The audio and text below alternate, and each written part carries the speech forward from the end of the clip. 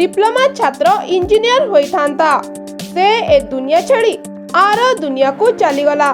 College जाई घर को फेरुथिला। घर को आसिबा परे केते कोण करिथांता हेले किए जानिथिला घरे पहुंचवा पूर्वरु जम टाणी नेबो बोली। हाँ दर्शक बंधु, घरे पुओ को एठी समस्ते अपेक्षा करी रहिथिले, किंतु घरे पहुंचवा पूर्वरु खबर आसिला तम पुओ बस रु खसी पड़िछि। जल्दी आस आउ एहा परे परिवार अवस्था कौन होइथिबो टिके चिंता करंतु। आजी गोटिए माँ ता पुओ को सबुदिन पई हराई बसिछि। पुओ को हराई सते जेमिति माँ भी सबु किछि हराई देछि।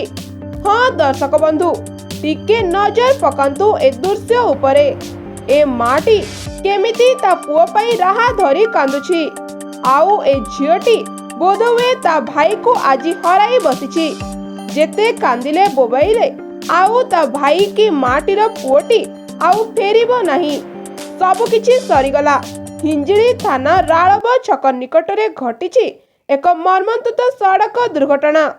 बस रु खसी जणे कॉलेज छात्रक मृत्यु होइछि। मृत कॉलेज छात्र जनक हेउछन्ति 19 वर्ष राहुल नायक।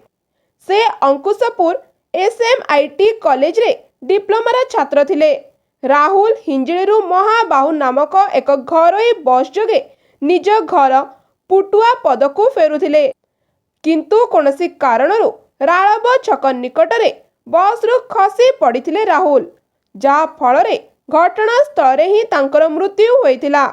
एहा परे घटनास्थल उत्तेजनामूलक परिस्थिति सृष्टि होइथिबा बेले बस को भंगारुजा करथिले स्थानीय लोके।